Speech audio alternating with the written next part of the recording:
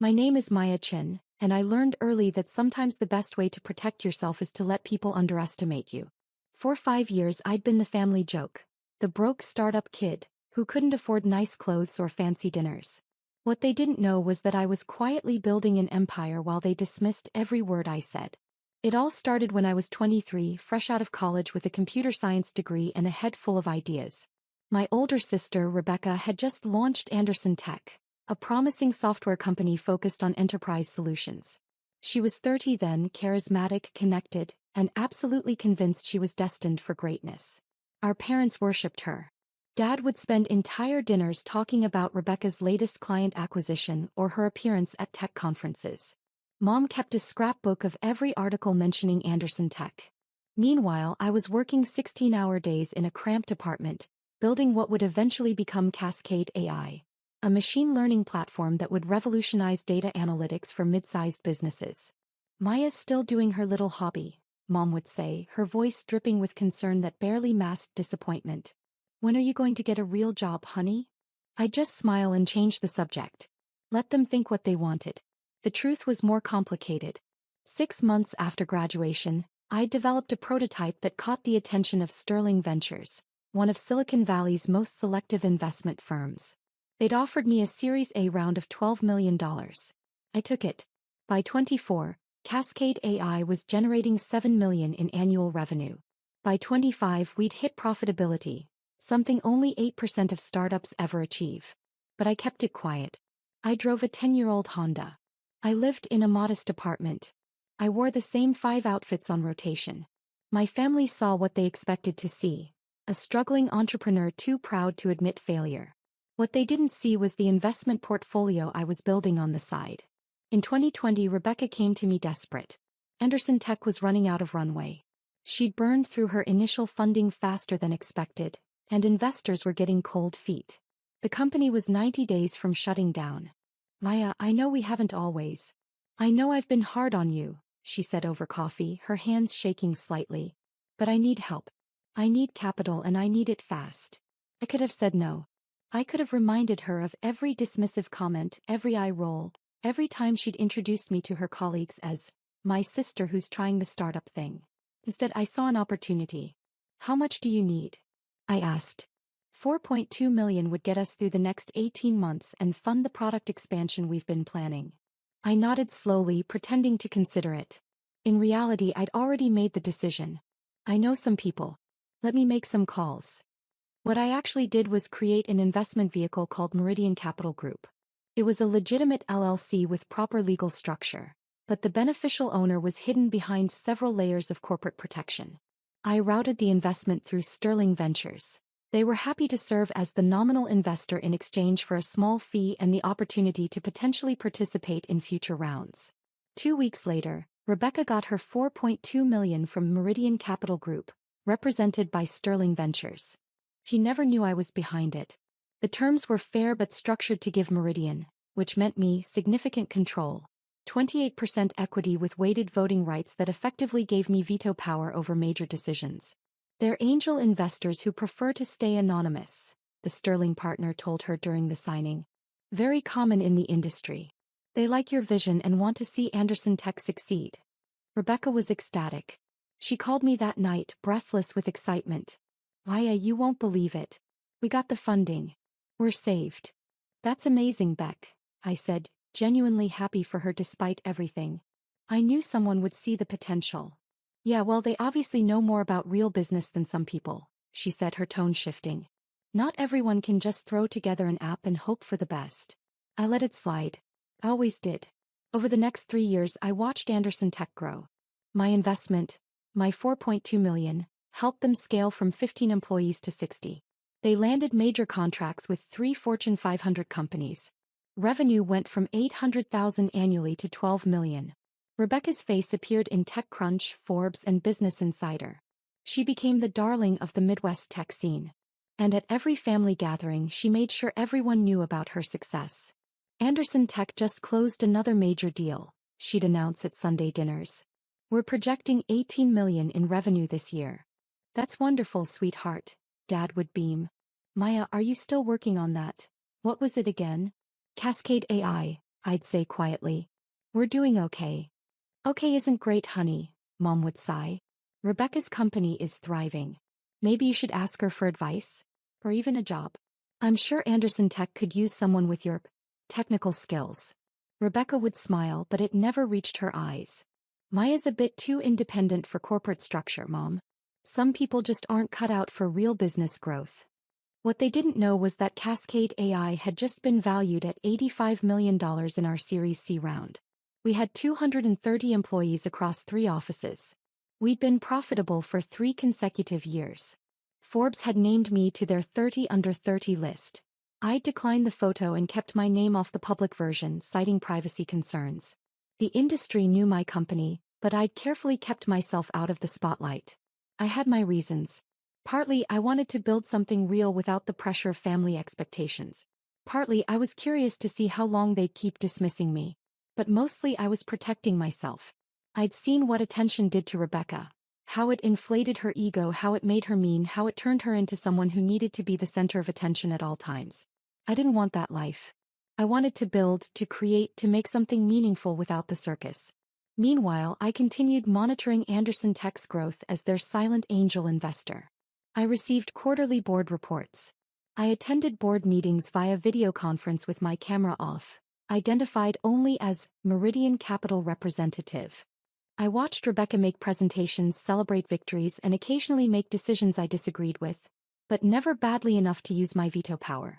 I was proud of what she'd built, even if she'd built it partially on my money and entirely on her dismissal of me. Then came Thanksgiving 2024. Rebecca had insisted on hosting at her new house, a beautiful 4-bedroom colonial she'd bought in an upscale suburb. She spent the entire dinner talking about the house, about Anderson Tech's latest contract, about the vacation home she was considering in Colorado. Real estate is the key to building lasting wealth, she announced, gesturing with her wine glass. That's what separates people who play at business from people who build empires. I was sitting at the far end of the table, Rebecca's seating arrangement not coincidentally, picking at my sweet potatoes and trying to be invisible. Maya, are you still in that tiny apartment downtown? Aunt Linda asked, her concern sounding almost genuine. Yeah, it works for me, I said. Close to the office, affordable. Affordable, Rebecca interrupted with a laugh. That's such a diplomatic way to say cheap. But that's fine, not everyone has the capital for real investment. Uncle James chuckled. How's the app coming along, kiddo? It's not really an app, it's a machine learning platform.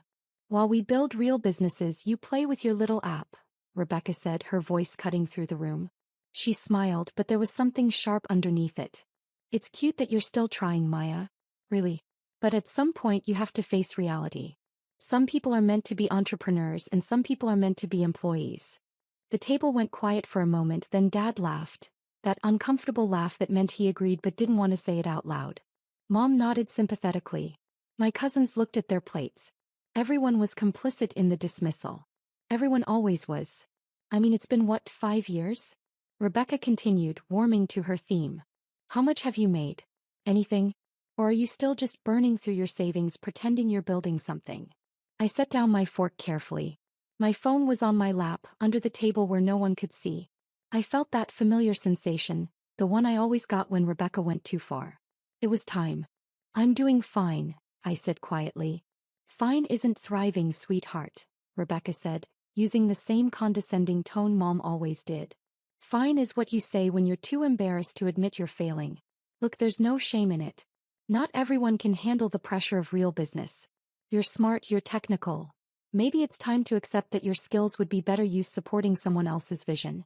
Like I said, Anderson Tech is always looking for good developers.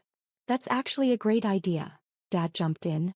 Maya, maybe Rebecca could bring you on board. Give you some stability, some real income. I appreciate the offer, I said, pulling out my phone, but I'm good. I opened my secure messaging app and typed quickly to my investment manager, David Torres at Sterling Ventures. Withdraw all funding from Anderson Tech, execute immediately.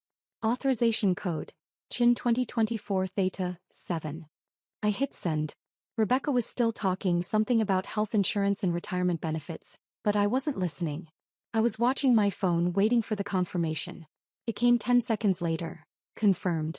Withdrawal initiated. Board notification sent. Legal team standing by. Rebecca's phone buzzed. She glanced at it, frowned, and kept talking. So what do you say, Maya? Want to finally join a real company? Her phone rang. She looked annoyed, checked the screen, and her face changed. It's Gregory, she said, referring to her CEO. I should take it, Mom encouraged. Business always comes first. Rebecca answered, her confident smile still in place. Hey Gregory, can this wait? I'm at thanks. She stopped. Her smile faltered. What? Slow down, what are you talking about? The table fell silent, everyone watching Rebecca's face cycle through confusion, concern, and then something close to panic. That's impossible, she said, standing up from the table. Meridian wouldn't. They've been with us for 4 years. They're our biggest. She listened, her face going pale. What do you mean withdrawing? All of it? They can't just. She looked at her phone like it had betrayed her. Gregory, I need to call you back. She hung up and immediately started dialing someone else, her hands shaking. Sweetheart, what's wrong? Dad asked, concerned. It's nothing, Rebecca said, but her voice was tight. Just, there's a situation at work. I need to make some calls. Her next call went to someone else on the board. I could hear her voice rising even though she'd stepped into the kitchen. David, it's Rebecca Anderson. What the hell is going on? I just got a call that Meridian is withdrawing their entire investment. That's $4.2 million. They can't just. I could hear David Torres's calm voice through the phone, too quiet to make out words but clear in tone. Professional, final, non-negotiable. Legal grounds. Rebecca's voice cracked. What legal grounds? We have a contract. They're an angel investor, they're supposed to. She listened and I watched her face crumble. Their investment agreement allows withdrawal with 30 days notice for any reason? That can't be. I need to see the original documents. She stopped talking. Listen. Then very quietly said, who is Meridian Capital Group? Who's actually behind it? I knew what David was telling her. That information was confidential, protected by multiple layers of legal structure, and not available for disclosure. Rebecca came back to the table, her face ashen. She looked at everyone, her perfect Thanksgiving dinner falling apart in real time. I need to go, she said. There's a crisis at the company. I have to. What kind of crisis? Dad demanded. Our primary investor is withdrawing their funding. $4.2 million. It could destroy the company. I thought you were thriving? Mom said, confused. We were. But that money is critical for our operations. Without it, we can't make payroll next month. We can't. She looked at me suddenly, desperately. Maya, you said you know people.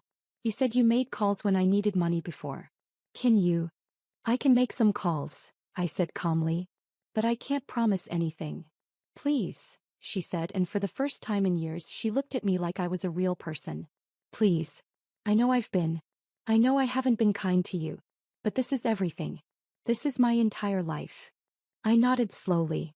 I'll see what I can do. Rebecca grabbed her coat and left, already on the phone with her board chairman. Through the window, I watched her pace in the driveway, her free hand gesturing wildly as she argued with someone about emergency financing options. The rest of dinner was subdued. Dad kept checking his phone for updates from Rebecca. Mom picked at her food, worried. My cousins and aunt and uncle made awkward small talk about anything except Anderson Tech. I excused myself early, claiming I had work to catch up on.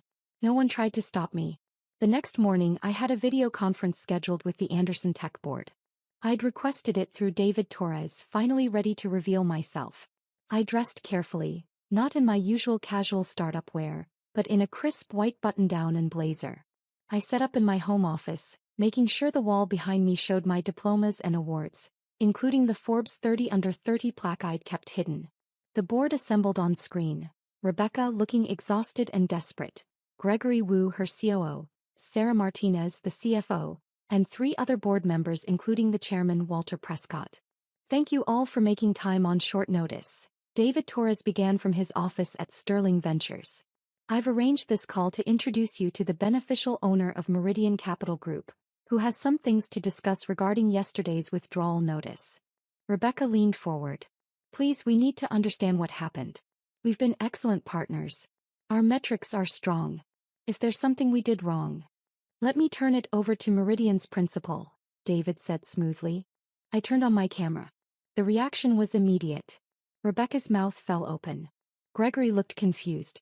Sarah's eyes went wide with recognition. She was sharp enough to immediately understand what was happening. Hello everyone, I said calmly. My name is Maya Chin and I'm the founder and sole principal of Meridian Capital Group. I'm also the founder and CEO of Cascade AI. And as of 4 years ago, I've been Anderson Tech's primary angel investor. That's not possible, Rebecca whispered. You can't, you're just. Just what? I asked not unkindly. Just a broke startup kid playing with a little app? Walter Prescott recovered first.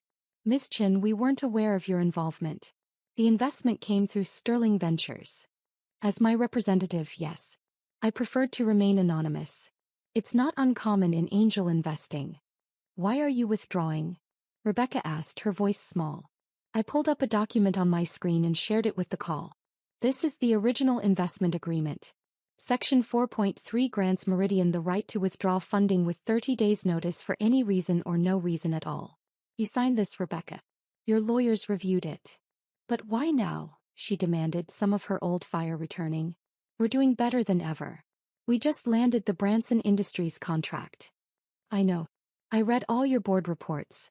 I've been on every board call for 4 years, camera off, identified as the Meridian representative.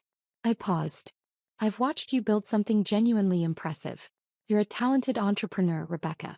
You have vision and drive. Then why? Because last night you offered me a job as a developer at your company. A company that exists in large part because I gave you $4.2 million when no one else would. The silence on the call was absolute. You've spent 4 years dismissing me, I continued, keeping my voice even. At every family gathering, every holiday, every Sunday dinner, you made sure everyone knew I was failing while you were thriving. You offered me charity employment at a company I own 28% of.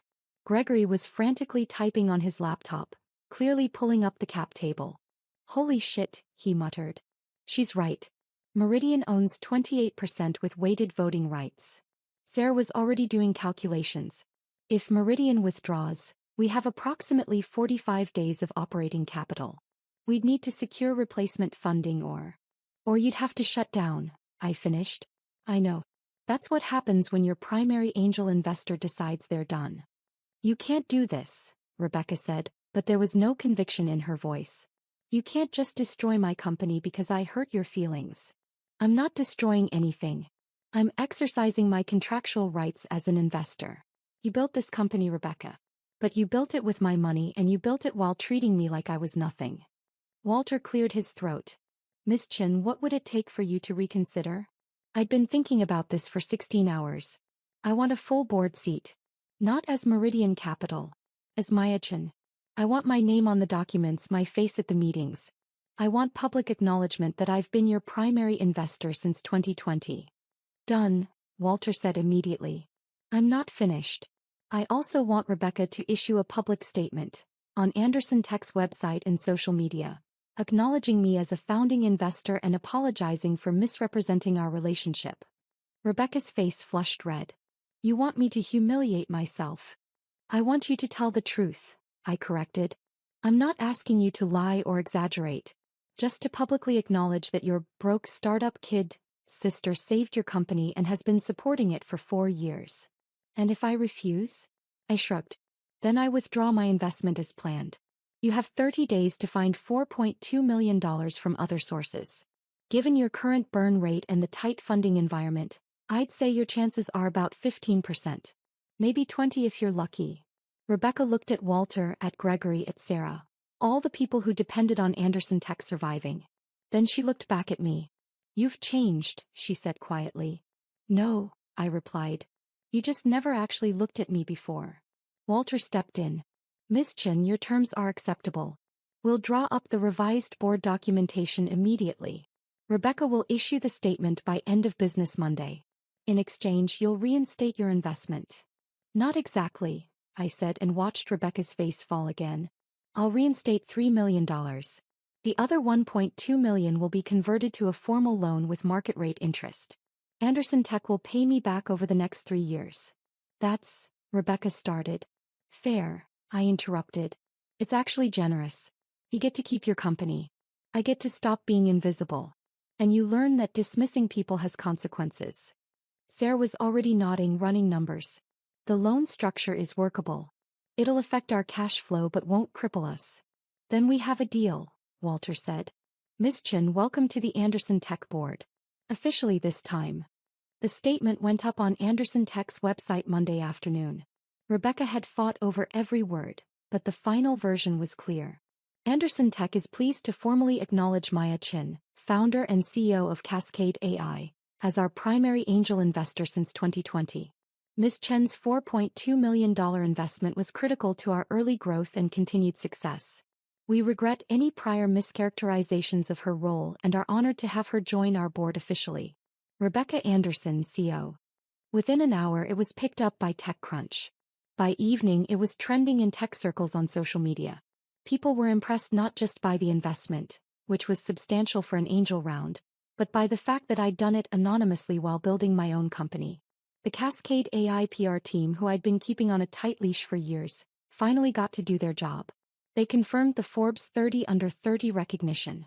They revealed our Series C valuation of $85 million. They positioned me as a rare example of a founder who invested in other startups while bootstrapping their own success. My phone exploded with messages. Interview requests. Speaking invitations. Other entrepreneurs asking for investment advice. And one text from Rebecca. We need to talk. We met at a coffee shop halfway between our offices. She looked tired, older somehow. The stress of nearly losing everything had left marks. I'm sorry, she said before I could even sit down. Not just for the statement. For everything. For 5 years of treating you like you were nothing. I sat down, ordered a coffee. Waited. I was jealous, she admitted. You were always smarter than me. Everyone knew it. I got the social skills, the charisma, the ability to work a room. You got the raw intelligence. And I think I spent my whole life trying to prove I was just as smart. That I could build something just as significant. You did build something significant, I said honestly. Anderson Tech is impressive. You should be proud. Built with your money, she said bitterly. Built with investment capital like most startups. The money was just money, Rebecca. It was how you treated me that mattered. She nodded, tears forming. Why didn't you tell me? Why didn't you just say, I'm the investor from the beginning? Would you have taken the money if you knew? She was quiet for a long moment. No, she finally admitted. No, I wouldn't have. I would have rather let the company die than accept money from my broke startup kid sister. That's why I didn't tell you. You were testing me. All these years, you were testing whether I'd eventually see you as a real person. Partly. Also protecting you. If you'd known I was Meridian, you might have made different decisions. Worse decisions. Trying to prove something to me instead of just building the best company you could. Rebecca wiped her eyes. What happens now? Now you run your company. I sit on the board. We work together professionally. And maybe, eventually, we figure out how to be sisters again. Do you think that's possible? I considered it. 5 years of dismissal. 5 years of casual cruelty. But also 5 years of watching her build something real, of seeing her face when she talked about her team, of understanding that she wasn't malicious, just insecure and defensive. I think it's possible, I said. But it's going to take work. Real work. Starting with you accepting that I'm not your broke little sister anymore. I never was. No, she agreed. You never were. That Sunday dinner was different. Mom and Dad had read the articles. Aunt Linda had sent me 3 congratulatory texts. My cousins were suddenly very interested in learning about machine learning. Rebecca arrived with her husband, and for the first time in years she didn't monopolize the conversation. When Dad asked about Anderson Tech, she gave a brief update and then said, but Maya's got some exciting news about Cascade AI. They just closed a major partnership with Branson Industries. Everyone turned to me. I could see the recalculation happening in their faces. The reframing of every interaction we'd had, every dismissal, every casual cruelty. It's a good partnership, I said simply. We're excited about it. Maya, Mom started, her voice uncertain. We had no idea you were doing so well. Why didn't you say something? I tried, I said quietly. You just weren't listening. The table went silent. It wasn't comfortable, but it was honest. Well, Dad said finally, clearing his throat, we're listening now. Rebecca looked at me across the table. There was something different in her eyes. Respect, maybe, or the beginning of it. We all are, she said. It wasn't an apology. It wasn't redemption. But it was a start. Later, after dinner, Rebecca found me alone in the kitchen. The loan payments start next quarter, she said. 300,000 every 6 months for 3 years. I know. Sarah sent me the schedule. We'll make every payment on time. I promise. I know you will. She hesitated, then asked, did you really build Cascade AI to 85 million while investing in my company and living in that tiny apartment? Yeah. How? I smiled. Turns out when people underestimate you, they leave you alone to work. No pressure. No expectations. Just you and the code and the vision. It's actually pretty liberating. I made that possible, she said, not quite joking. By being terrible to you. You made it necessary, I corrected. There's a difference. She nodded slowly. For what it's worth, I am proud of you. Really proud. I was just too insecure to say it before. I know. And for what it's worth, Cascade AI is genuinely impressive. Better than Anderson Tech, honestly. Different, I said. Not better. Different markets, different challenges. You built something real, Rebecca. I just got tired of you pretending I hadn't. She laughed, but there were tears in it. I'm going to do better. As a sister, as a person. I promise. I'm going to hold you to that. I know. You hold everyone to high standards. It's one of the things that makes you a good investor. We stood there in the kitchen, two sisters who'd spent years misunderstanding each other, finally starting to figure it out. You want to know the irony? I said. What? I was never trying to compete with you. I never wanted to prove I was better or smarter. I just wanted to build something meaningful. And I wanted you to see me. I see you now, she said. Finally. It was enough. Not perfect, not healed, but enough to build on. 6 months later, Anderson Tech made its first loan payment to Meridian Capital Group. $300,000 on time and in full. Rebecca sent it with a note, first of 6. Thank you for believing in me when I didn't believe in you. Cascade AI raised a Series D at a $400 million valuation. I finally moved out of the tiny apartment into a modest house with a nice home office. I bought a car that was only 8 years old instead of 10. And I accepted an interview with Forbes, camera on, name public, ready to tell my story. The article ran with the headline, The Silent Investor, How Maya Chin Built an $85 million company while secretly funding her sister's startup. Rebecca texted me when it published, You could have destroyed me. Instead you saved me and taught me something. I'm grateful for both. See you at Sunday dinner. I texted back, see you there. Sometimes the best revenge isn't revenge at all. Sometimes it's just finally being seen for who you actually are, and watching the people who dismissed you realize what they almost lost. My name is Maya Chin. I'm the founder and CEO of Cascade AI, valued at $400 million. I'm a board member at Anderson Tech. I'm a Forbes 30 under 30 honoree. And I'm no longer anyone's broke startup kid. I never was.